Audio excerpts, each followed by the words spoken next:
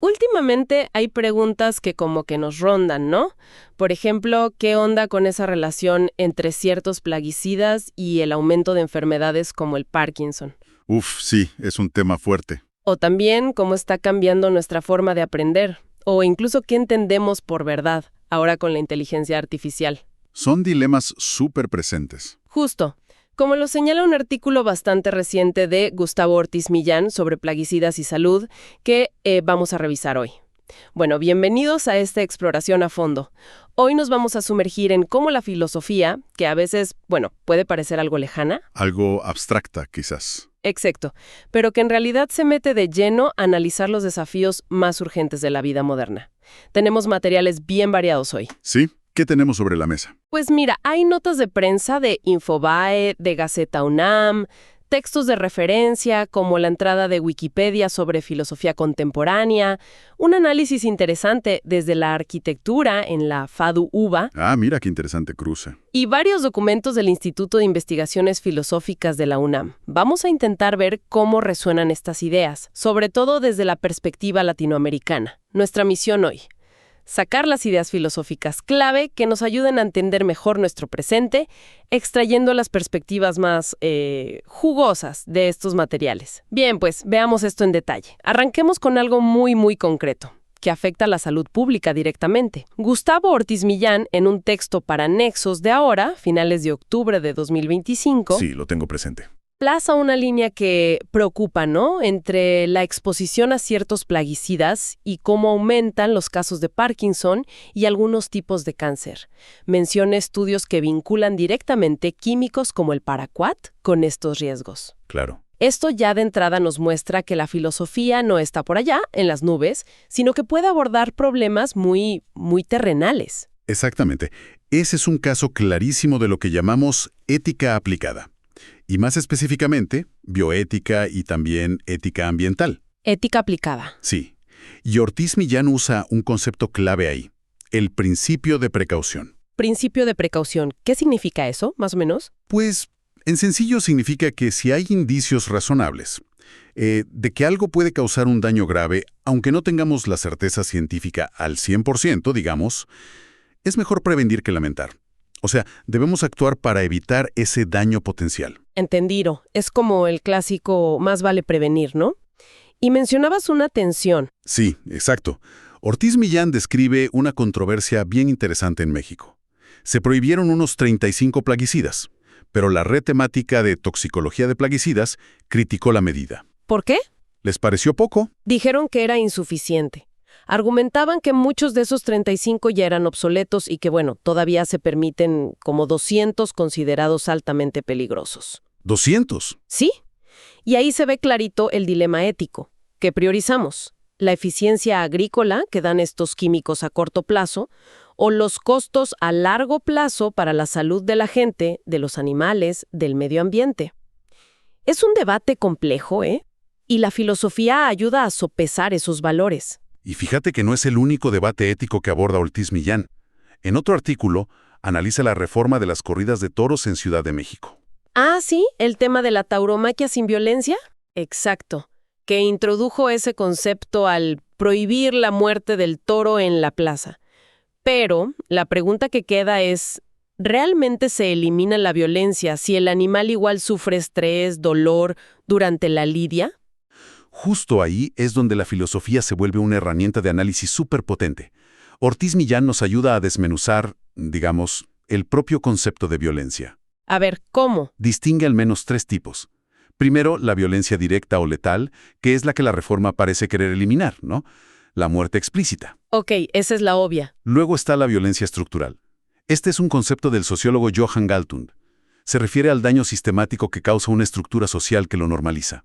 ¿Cómo aplicaría eso aquí? Bueno, en este caso, sería el uso del toro como un mero instrumento para el entretenimiento humano, algo que la estructura del espectáculo normaliza. Y tercero, la violencia simbólica. Simbólica. Sí, analizada por pensadores como Bourdieu o Derrida, opera a través del lenguaje, de las representaciones que perpetúan la dominación sobre el animal, incluso si no lo matas explícitamente. Entonces, esa violencia simbólica sería como, no sé, la forma en que se habla del toro, cómo se le representa, reforzando la idea de que es solo un objeto para el show. ¿Algo así? Precisamente. Tal cual. Entonces, desde perspectivas éticas que le dan importancia a la capacidad de sentir de los animales, esta reforma sin muerte puede parecer un simple lavado ético. Una lavada de cara, digamos. Exacto. Insuficiente porque las otras formas de violencia, la estructural y la simbólica, pues siguen ahí. Claro, esto choca de frente con la visión de los defensores de la tauromaquia. Piensa en Sabater o Hemingway en su momento, que argumentan que la muerte es un componente esencial, casi ritualístico, que le da sentido al evento como arte o tradición. Vaya choque de visiones. Totalmente. Y ves cómo la filosofía nos obliga a definir qué entendemos por violencia y qué consideramos éticamente aceptable. No es nada simple. Y bueno, la tecnología es otro campo minado, de dilemas éticos, ¿no? Ni hablar. Por un lado, tenemos a Juan Antonio Cruz Parcero, citado en Gaceta UNAM, advirtiendo cómo la inteligencia artificial no solo cambia cómo aprendemos, Que ya es un montón. claro, sino que desafía nuestra noción misma de verdad. Y por otro lado, la investigación de Lía Muñoz sobre biocapitalismo. Ese es otro temazo. Explora cómo las tecnologías reproductivas pueden llegar a convertir aspectos de la vida, del cuerpo, en simple mercancía. Todo esto ha impulsado muchísimo el desarrollo de la ética de la tecnología como un campo de estudio propio. Tiene sentido. Y las preguntas que surgen son profundamente filosóficas, ¿sabes? ¿Cómo podemos saber qué es real o verdadero en entornos digitales llenos de desinformación, de deepfakes? Es una pregunta epistemológica sobre cómo conocemos. Claro, ¿cómo sé que lo que veo es real? Exacto. ¿O qué significa existir en la realidad virtual? Esa ya es una pregunta ontológica sobre la naturaleza del ser, de la existencia. Y quizás la más inquietante de todas. ¿Cuál? ¿Cómo redefine nuestra relación con la IA lo que significa ser humano? Son interrogantes que nos llevan al núcleo mismo de la filosofía. De acuerdo. Hemos visto a la filosofía enfrentando problemas muy actuales, desde pesticidas hasta IA. Pero, para entender mejor el panorama, ¿qué define exactamente a la filosofía contemporánea? La fuente de Wikipedia nos da un marco general, ¿no? Sitúa su inicio hacia finales del siglo XIX, principios del XX. Sí, y marca una división importante. A veces es un poco simplista, pero es útil para empezar a orientarnos. Por un lado, está la filosofía analítica. ¿Ok? Esta floreció principalmente en el mundo de habla inglesa. Figuras como Bertrand Russell o Wittgenstein pusieron el foco en la claridad del lenguaje, el análisis lógico y una relación muy estrecha con la ciencia. Buscan como descomponer los problemas en partes más chiquitas y analizarlas con mucho rigor. Como si usaran un microscopio lógico para ver las ideas, algo así. Ándale, algo así. Por otro lado, tenemos la filosofía continental. Esta tiene raíces fuertes en Europa, especialmente Francia y Alemania. Ajá. Importancia al contexto histórico, al social, se interesan más por la experiencia vivida, las estructuras de poder, y a menudo tienen una postura más crítica hacia la ciencia como la única forma de conocimiento válido. Entiendo. Más enfocados en la experiencia y la historia. Exacto. Y abarca corrientes muy diversas, como el existencialismo o el postestructuralismo. Son como dos grandes familias, digamos, con estilos y preocupaciones distintas. Aunque, bueno, hay que decir que hoy en día hay mucho más diálogo entre ellas que antes. Wikipedia también menciona algo llamado profesionalización de la filosofía. Parece que empezó en Alemania con Hegel y luego se consolidó con la creación de departamentos en las universidades, doctorados específicos, revistas especializadas. Como Mind o el European Journal of Philosophy. Exacto. Y asociaciones profesionales. Pero, ¿no existe el riesgo de que esta profesionalización termine aislando a la filosofía? Como en una torre de marfil académica, alejándola de los problemas reales que justo discutíamos antes? Es una preocupación súper válida y recurrente. La especialización, claro, puede llevar a un lenguaje muy técnico, a debates internos que parecen muy lejanos. Sí, como que hablan entre ellos, nada más. Un poco. Sin embargo, también es dentro de esta estructura académica donde han surgido y se han desarrollado campos como la ética aplicada, la bioética, la ética de la tecnología que mencionamos. O sea que tiene sus pros y contras. Exacto. La profesionalización también ha creado los espacios para que la filosofía se enfoque de manera sistemática en problemas prácticos, Y además, dentro de la filosofía contemporánea surgen corrientes muy críticas con las estructuras establecidas. Ahí entra el posmodernismo, quizás. Justamente, pensadores como Lyotard o Foucault, asociados al posmodernismo, lanzaron una crítica profunda a lo que llamaban las grandes narrativas de la modernidad. ¿Las grandes narrativas? Sí, la idea de un progreso lineal inevitable, de una razón universal que todo lo explica y ordena. Ellos, influenciados por críticos anteriores como Nietzsche, que cuestionó la noción misma de verdad objetiva, o Heidegger, que criticó cómo la filosofía occidental había olvidado preguntas fundamentales sobre el ser. Precursores importantes. Importantísimos. Los posmodernos, digamos, sospechan de cualquier pretensión de verdad absoluta o universal. Nos invitan más bien a prestar atención a las voces marginadas, a las relaciones de poder que se esconden en el discurso, a la multiplicidad de perspectivas. Es una corriente que genera muchísimo debate, claro, pero que sin duda ha marcado el pensamiento reciente. Muy interesante ver esas tensiones internas. Ahora, aterricemos esto en América Latina. Los materiales del Instituto de Investigaciones Filosóficas, el IIFS de la UNAM, nos dan una ventana a una actividad filosófica muy vibrante y muy conectada con su entorno. Sí, el IIFS es un referente clave. Fundado en los años 40, consolidado como instituto en el 67. Su director actual, Luis Estrada González, enfatiza la misión de influir e incidir más en la cultura del país. Y el IIFS tiene una historia riquísima de contribuciones que muestran justo esa conexión. No vamos a poder listarlos a todos, obviamente. Sería imposible. Pero sí podemos destacar algunos ejemplos que ilustran distintos enfoques. Por ejemplo, en el terreno de la ética aplicada y la justicia social, figuras como Paulette Dieterlen. Que lamentablemente falleció hace poco. Sí, una gran pérdida.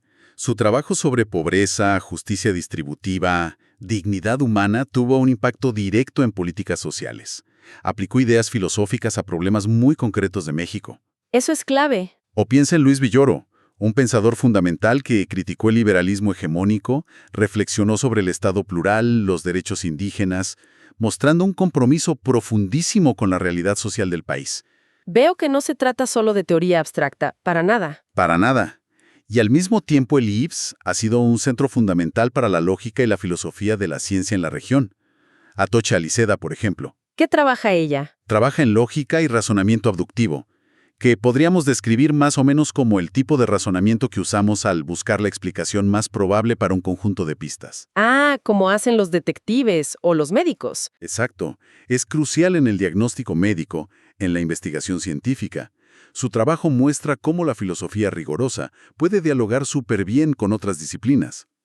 Y claro, también se cultivan áreas centrales de la filosofía, como la teoría del conocimiento, la metafísica, pero siempre con una voluntad, como señalan figuras como Olbeth Hansberg o Guillermo Hurtado, de que la filosofía participe en el debate público. Justo Guillermo Hurtado ha escrito sobre la crisis de la verdad en nuestro tiempo y defiende mucho la importancia de enseñar filosofía. Totalmente. Hurtado insiste en que la filosofía debe recuperar su voz en los debates nacionales, abordar temas como la memoria histórica o la naturaleza de la verdad en esta era digital que vivimos. Tiene toda la razón. Y esta vocación pública e interdisciplinaria se ven muchísimas iniciativas del IIFS. Colaboraciones en bioética, el diálogo con las ciencias cognitivas, la incorporación de estudios de género, con trabajos como los de Elía Muñoz o Teresa Rodríguez, recuperando filósofas olvidadas. Qué importante eso también. Muchísimo. Hay una clara intención de que la filosofía no se quede encerrada en sí misma. Como dijo alguna vez Olbeth Hansberg, todos deberíamos tener un entrenamiento filosófico. Me gusta esa idea. Entonces, si intentamos conectar todos estos hilos que hemos ido sacando, ¿qué panorama emerge? O sea, ¿qué significa todo esto para alguien que busca entender mejor el mundo actual? Identifico temas recurrentes, ¿no? A ver, esa tensión entre respetar la tradición filosófica y al mismo tiempo la necesidad de criticarla, la vemos desde Kant hasta el posmodernismo y las relecturas que hacía Villoro. Cierto, esa tensión crítica. También una búsqueda constante de justicia y dignidad. Muy palpable en Dieterlen, en Villoro y en las preocupaciones sobre la IA de Cruz Parcero. Fundamental, sí. Y claro, el enorme desafío de cómo entender la verdad y el conocimiento hoy, con la tecnología digital reconfigurando todo. un tema que tocan Hurtado, Aliceda, Cruz Parcero. El desafío epistemológico actual. Se insiste mucho en la importancia del pensamiento crítico, como decía Hansberg, y sobre todo, me queda la idea de la filosofía como una caja de herramientas fundamental para analizar problemas complejos y muy reales, sean los pesticidas, las corridas de toros o el impacto de la tecnología. Has dado en el clavo. Más que una simple lista de temas, lo que resulta fascinante al mirar estas fuentes juntas, desde los dilemas éticos concretos hasta las grandes divisiones filosóficas y el trabajo específico en un centro como el IFS, es cómo la filosofía hoy, a pesar de sus debates internos y su estructura a veces académica, se ve constantemente llamada a la acción ética y el análisis crítico de la realidad. Como una llamada a la acción. Sí, parece estar convirtiéndose, o quizá redescubriéndose, como un conjunto de herramientas esenciales. No solo para la contemplación, sino para la navelación activa de las crisis contemporáneas, de salud, tecnología, información, justicia social. Entonces, para quien nos escucha, interesado en aprender, en formarse una opinión, La filosofía ofrece precisamente eso. Marcos para analizar, como los tipos de violencia que vimos. Conceptos para cuestionar supuestos. Como advierte Byung-Chul Han sobre vivir en un régimen que explota la libertad aún creyéndonos libres. una idea potente esa. O siendo, como dice él, ganado engordado con información falsa. Y también ofrece la capacidad de ver conexiones ocultas entre diferentes esferas, tecnología, ética, política, la vida cotidiana. Ver el panorama completo. Exacto. Y la diversidad de enfoques, analítico, continental, las perspectivas latinoamericanas, no es una debilidad, sino una riqueza. Permite abordar la complejidad desde distintos ángulos. Y resuena aquí, ¿no?, aquella famosa tesis de Marx. Los filósofos no han hecho más que interpretar de diversos modos el mundo, pero de lo que se trata es de transformarlo. Parece que la filosofía actual, en sus mejores expresiones, intenta hacer ambas cosas. Cerramos así esta inmersión. Queda bastante claro que la filosofía, lejos de ser un pasatiempo abstracto, está en el corazón mismo de las preguntas más urgentes de nuestro tiempo. Desde lo que comemos y cómo tratamos a otros seres. Hasta cómo distinguimos lo verdadero de lo falso en un mundo inundado de información y mediado por la tecnología. Temas cruciales. Totalmente. Y para dejar quizá una última idea flotando, podríamos conectar algo que apenas mencionamos de pasada. El pensador Mark Fisher, que se analiza en la fuente de la Fadu Uva, habla de ontología. ¿Ontología suena a fantasma? Un poco, sí. Es una idea compleja, pero sugiere algo así como la sensación de estar embrujados por los futuros que alguna vez parecieron posibles, pero que nunca llegaron. Esos futuros perdidos que, de alguna manera, limitan nuestra imaginación actual. Si unimos esto a la crítica de Byung-Chul Han sobre cómo se explota nuestra supuesta libertad, o a esa búsqueda de formas de comunidad más auténticas que proponía Luis Villoro frente a la alienación, bueno, podríamos preguntarnos, ¿hasta qué punto los futuros que somos capaces de imaginar hoy están ya preconfigurados, limitados, por los mismos sistemas económicos, tecnológicos, culturales, que la filosofía nos invita a cuestionar? Buena pregunta. ¿Estamos realmente buscando alternativas reales? ¿O solo moviéndonos dentro de los márgenes de lo que ya existe? Una pregunta abierta, claro. Para seguir pensando,